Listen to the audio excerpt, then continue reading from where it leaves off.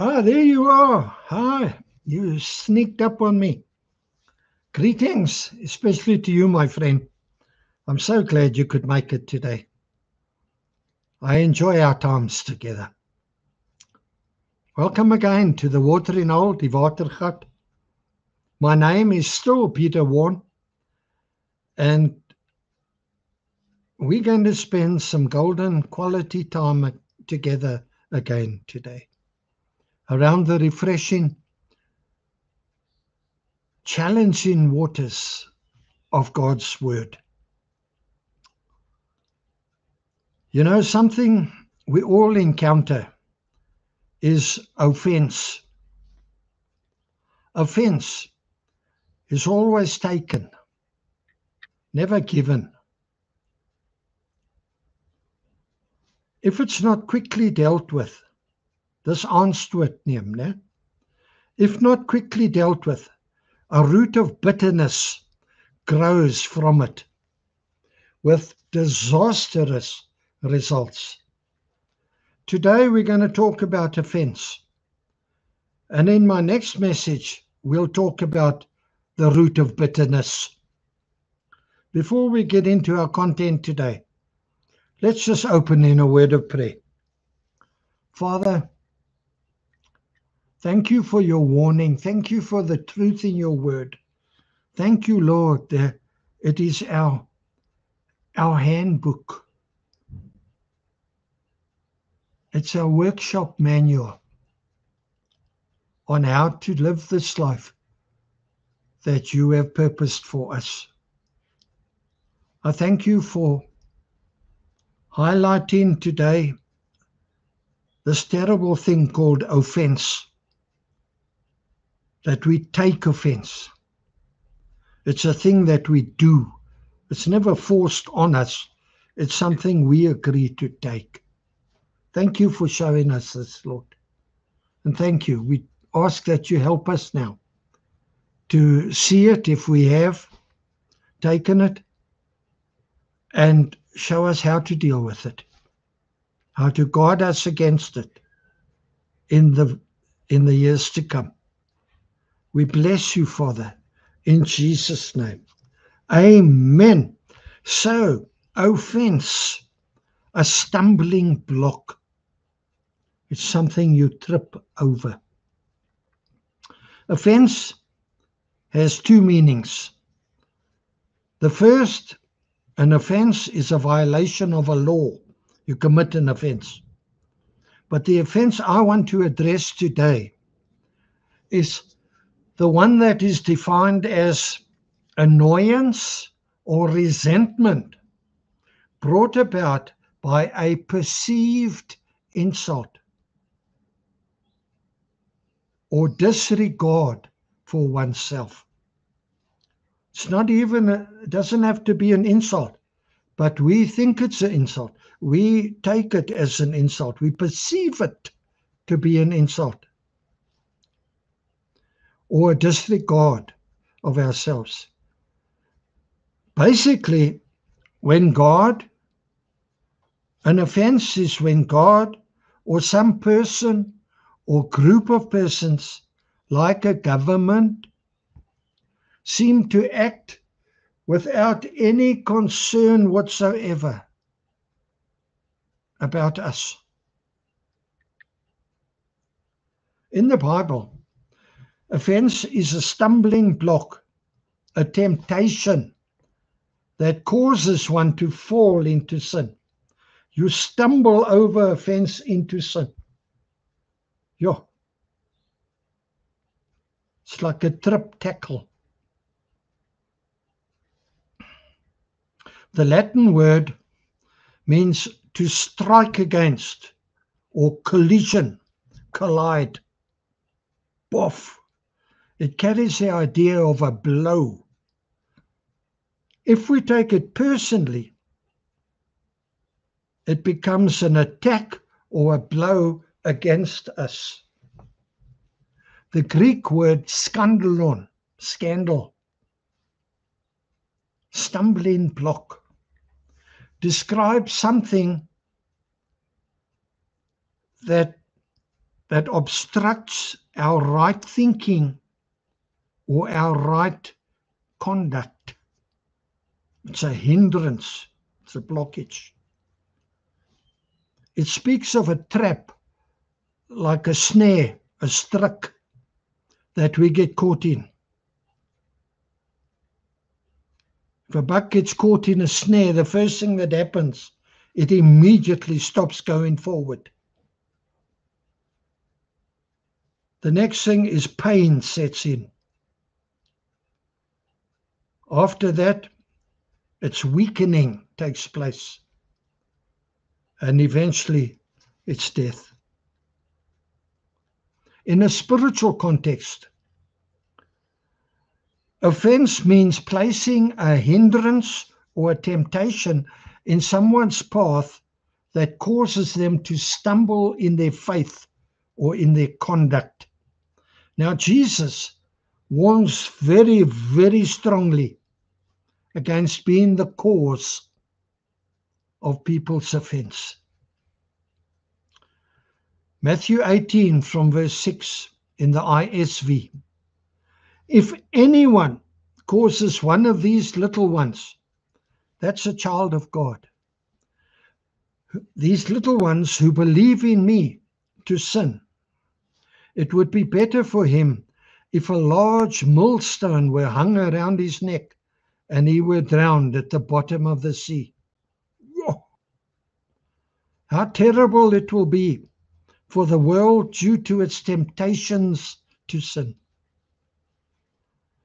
Now, temptations to sin are bound to happen, but how terrible it will be for that person who causes someone to sin. I didn't say that. God said that. The Lord gives a very serious warning to those who shake the faith of these little ones, the faith that they have in Jesus and in Father God. By these little ones, Jesus means the followers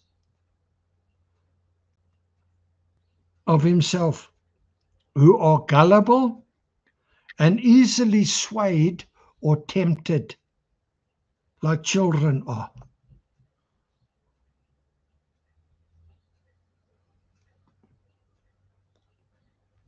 A cause to stumble is anything that can shake their confidence in Jesus, in Father God. So we need to really be careful. The seriousness of the punishment makes it clear how far removed from the heart of God are those who cause little ones to stumble, children of God. To such a terrible person fits a terrible punishment, which as a side effect makes it impossible for him to commit such a terrible act again. In other words, God is going to get you. He's going to be on your case in such a way. A sharp warning with a view to the stumbling block of offense is also important for you and me personally. If I cause myself to sin, a sinful act or a sinful way must be avoided at all costs. The Bible tells us that the disciple must rather cut off his hand or foot or pluck out his eye to avoid sinning. There's a ruthlessness that God has and that he calls for in this regard. You see, we can also commit an offense against God. We do this in two ways. We refuse to acknowledge his hand in our lives and in all things in the world around us. Or number 2, we refuse to obey his commandments. That's offensive to God. We must keep a tender conscience before God and not just allow our hearts to get hard and get used to sinning. Psalm 139, verse 23 in the ISV. Examine me, God, and know my mind. Test me and know my thoughts. See if there is any offensive tendency in me, and lead me in the eternal way. That's the cry of David. We need to have the same cry. The eternal way in the scripture is the old way of the righteous. Psalm 1 verse 6, Jeremiah 6:16. The writer wants to get back to God's way of life, walking in the light. Examine my heart, O God. Show me anything offensive and help me to deal with it. The Bible also warns us against both causing offense, tempting others to sin, and also falling into the spirit of offense, which involves holding on to bitterness and unforgiveness. Here we have fallen into the trap of scandalon. We have become scandalized. Proverbs 19:11 in the NET. A person's wisdom has made him slow to anger, and it is his glory to overlook an offense. Beloved, this is something we need to deal with every night before we go to bed. Have I taken offense from anybody? More about that later. Proverbs 18, verse 19 in the CEV. Making up with a friend you have offended is harder than breaking through a city wall. I offended my dearest friend probably 30 years ago, and he's never spoken to me since. I've asked forgiveness, but making up with such a friend is harder than breaking through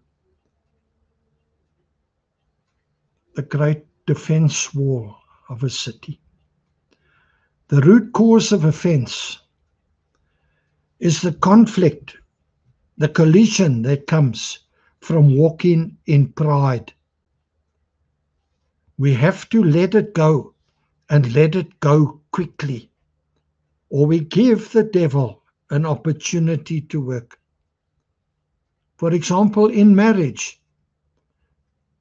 if you can't solve the whole issue before bedtime, at least arrange with your spouse. Bring up the issue and arrange to deal with it the next day. And deal with it the next day. If you don't, it will grow roots during the night. And once it's got roots, that's much harder to pull out. Ephesians 4:26 in the ISV. Be angry, yet do not sin. Do not let the sun set while you are still angry, and do not give the devil an opportunity to work. You see, anger is a normal natural human emotion. But in your anger, there's a line where you can just say, that's it, I'm going to lose it. And you step over that line and you lose it. You have sinned. You have fallen into the trap of scandalization.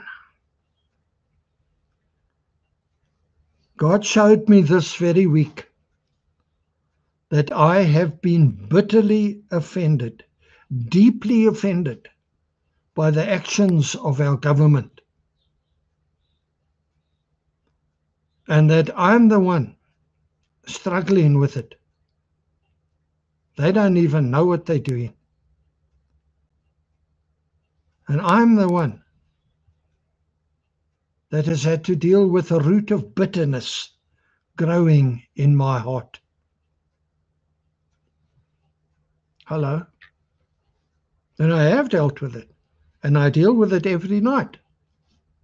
And I check it every night. I never want that to happen again. You see, it sneaks up on you. It sneaks up on you. Ephesians 4 verse 30 in the ISV. Do not grieve the Holy Spirit, by whom you were marked with a seal for the day of redemption.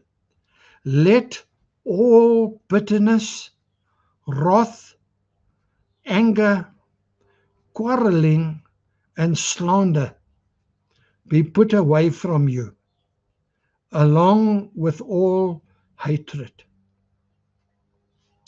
In the movie Frozen, there's a song, let it go, let it go. That's it. That's your song. When it comes to offense, let it go.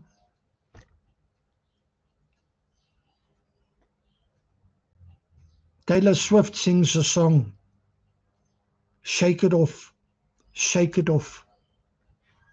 It's like that, like Paul with that serpent that bit him. Just shake it off, shake it off. You don't need that in your life. It's not for you. And when God showed me this about the government, as I prayed,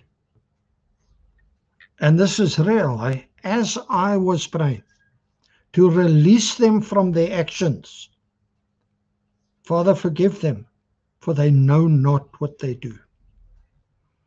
I felt in myself a touch of God, a release in my heart. Brethren, beloved, do it for yourself. You deserve to walk free from these things. Colossians 3 verse 13 in the ISV. Just as the Lord has forgiven you, so also you should forgive. Let it go, shake it off. Let it go, shake it off. You were not designed to be defeated by offense, to stumble over it and become all bitter and twisted. Man, that stuff will kill you. And remember, as I said before, you partner with God to write this next chapter of your life so that you can live strong and finish strong in the winner's change room. Come on. The stuff will kill you, man. As we come to pray now,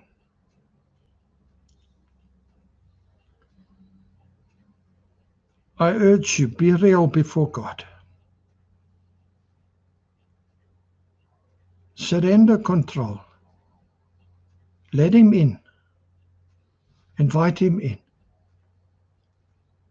He will meet you where you're at your place of brokenness, at your place of offense. And he will forgive you, and he will help you, and he will lead you out into the wide open plains of the glorious living that He actually has for you. He will release you from that snare. And more than anything, thank Him for what He is doing right here, right now. I'm not going to tell you how to pray this, but this is a personal thing now. I'm just going to pray in general terms, but you need to make work of this after this message. Let's pray. Father,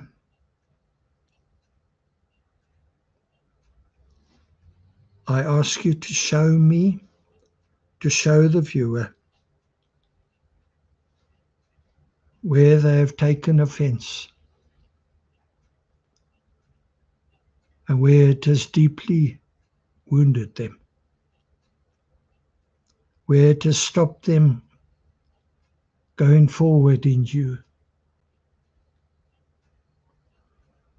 I want to thank you that you taught me this, and I'm now equipped to deal with this. Father, show us what we need to see and are not seeing. Tell us what we need to hear and are not hearing. Teach us what we need to know and do not know. Holy Spirit of truth, will you come now and empower us, equip us, give us the grace we need. We repent of having taken offense, and we let it go. We choose to forgive those who have offended us. We say over them, Father, please forgive them, for they know not what they're doing. Bless my enemies.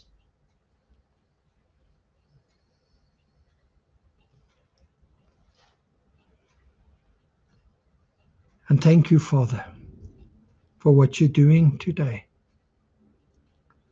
and what you're still going to do. And my friend, maybe you don't know Jesus as your Savior. I encourage you as urgently as I can, make your decision today.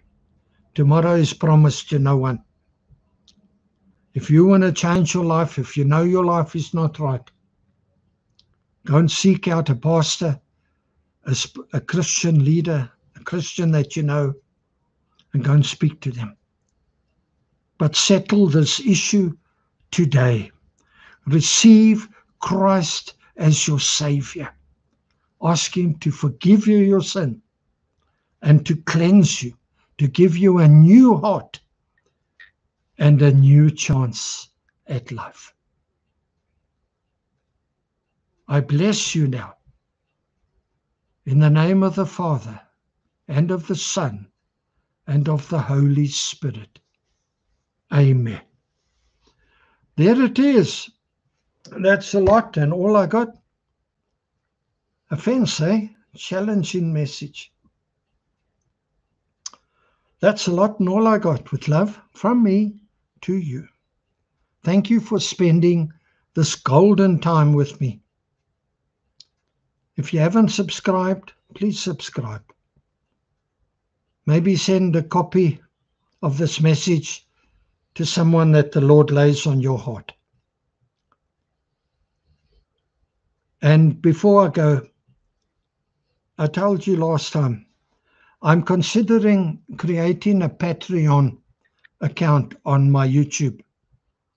That is something that you can subscribe to, and it will entitle you to exclusive content from myself, a personal relationship. If you want to contact me, I can help you with stuff. If I'm able, I can point you in directions. I can do stuff, help you with your marriage, with inner healing, with all those kinds of things, with life coaching. Would you be in favor of subscribing to such a Patreon account? Please let me know in the comments below, and so I can make a decision in that regard. Until we meet again, shalom, shalom. Be richly blessed. May the hostages come home safely. May God arise and his enemies be scattered.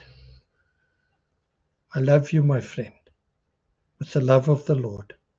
Amen.